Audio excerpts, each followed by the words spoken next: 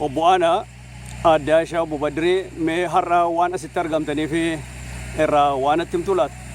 Mee obbo Aanaa eegalme. Akkuma kaalendara Oromoo beeknutti namni Oromoodhaa ayyaana Irreechaa yeroo isaa wajjin gahee as dhiyaachaa jira. Nus akka Oromootti magaalaa Torontootti naannawaa isheetti ayyaana kana ayyaaneffachuudhaaf bakkatti uummanni Oromoodhaa dhufeetti ayyaana isaa tokkicha guddaa itti ayyaaneffatu kana qopheessuudhaaf as dhufnee jirra. Kana jirra dirreen kuni itaadhaa fi meeshaa adda addaa waan qabuuf dirree kana ijoolleen akka ijoolletti taphattu namni itti wal gahee lafa banaa citaa irraa haamanii tolchuun waa hedduu waan qindaa'u jira.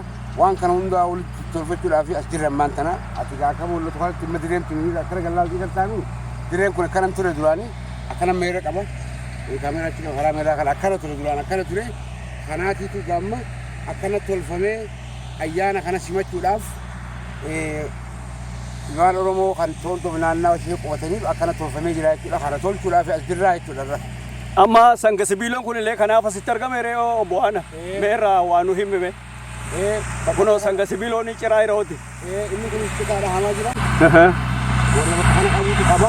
Kanaaf hunduu walitti ayyaana kanarraa qoodoo fudhannaa qabu.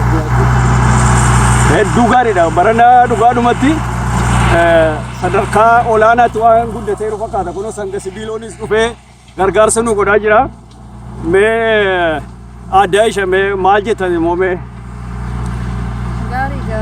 Galatoomee bulamu garuu waan silaa anjuu hundaa'u obbo Aanaa fixee jira.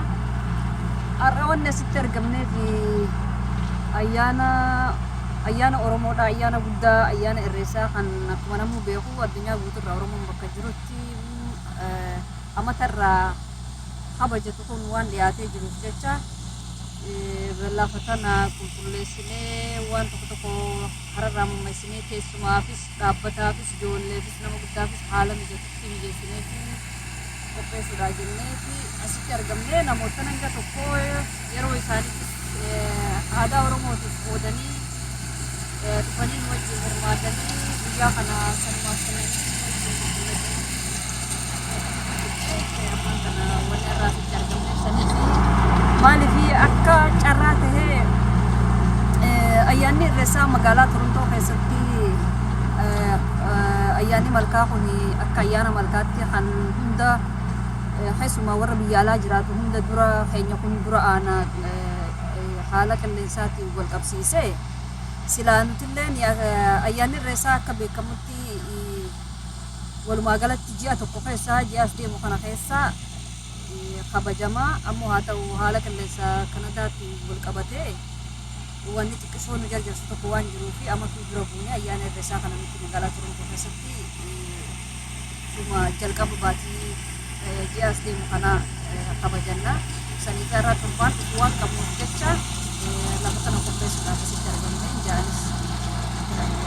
Tole Addaashaa galatoomee mee obbo Badirii waan asitti argamteef har'a waan irraa nutti hime.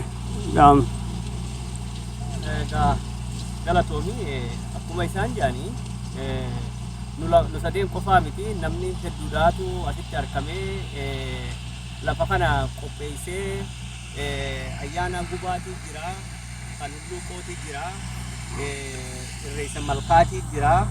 So isaan kana hundaafuu qophii adda addaati beeksaa. Kana hundaafuu har'a torbaan tokko fuulaa dura aansineeti naannawa kanatti qopheessuudhaaf as jirra. Kanumaaf as jirra. Hojii san ulfaatu.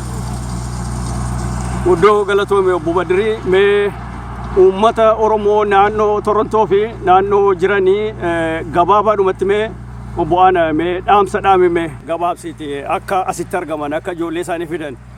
Dirreen kun egaa qophaa'ee bareedee jira barana haalaan kan durii caalaa mee waa dhaamsa dhaame. Wanni dhaamannoo jiraatte uummanni keenya kan naannawaa Torontootii fi magaalota xixiqqoo haga Otoowaatti illee jiru. Dirreen kun qophaa'ee isaanii Oromoodhaaf qophaa'ee ayyaanni kun kan Oromoodhaati. Ayyaanni kun guddachaa deemu jira. Kophatti qabna waan Oromoo nu godhaa keessa ayyaanni kun tokko jechuudha. Nama biraatti wajjin qoddannu keenya itti gaafatama qabna gartee guyyaa ayyaana kana seenaa abaabuu irraa dhaalle kana ilmoo dabarsuu walitti dabarsuun keessa jiraachuun barbaachisaadha. Namni an Oromoo jee ibbootan jiinaadha. Hottaate ayyaana as kabajaa jennaan guyyaa kana guyyaa baatii ji'as deemu kana guyyaa jaatti jala bultii isaarraa jalqabee hanga ayyaanni kun raawwatu namoonni qaqqabatanii yeroo qabaatan ijoolleenis akka gammaddu maatii waatiin keessan hundinuu as dhuftanii dirree kanatti ayyaana Oromoo kana akka qaama Oromoo addunyaa irra jirtu taanee waan mul'annuuf jecha nuuf koottaadha. Asitti hojii bashannanna hojii gammanna akkasitti Oromoon Oromoo taatee jabaannaan jaa. Kanaafuu dhibboota hundinaa koottaan jaan albuutii qaban. Guddoo galatoomee obbo Aanaa mee gabaabsaati waan uummataaf dhaamtu qabda adda isa.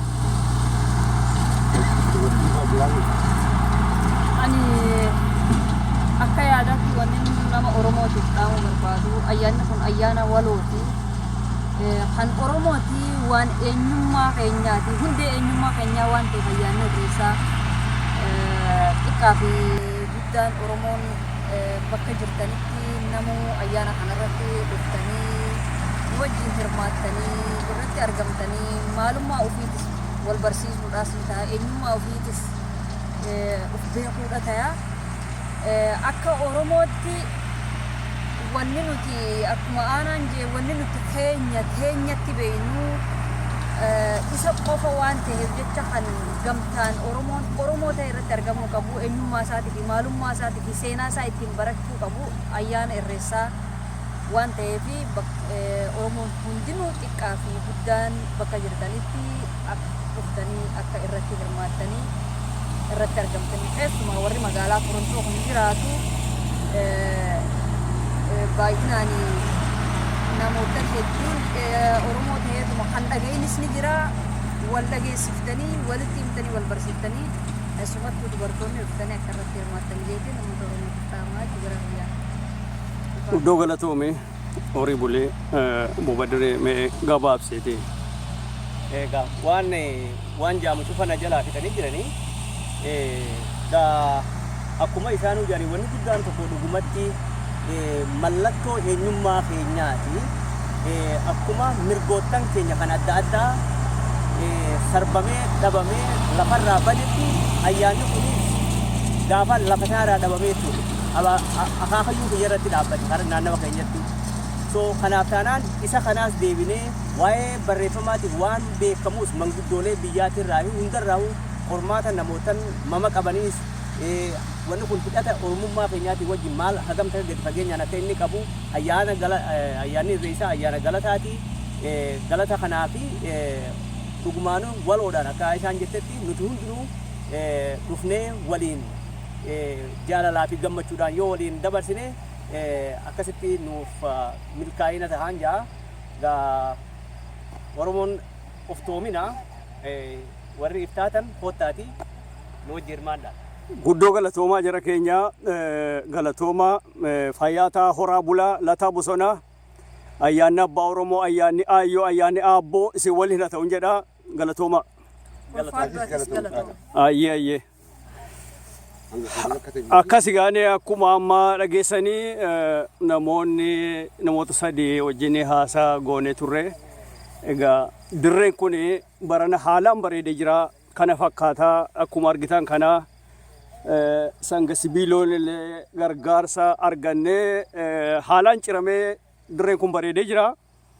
Kanaaf namni Oromoo hundi dunkaana warri qabdan illee fidatanii as dhaabbachuudhaan haalaan akka gaariitti akka wajjiniin Oromoon hundee bahee wajjin kabaju ni abdanna.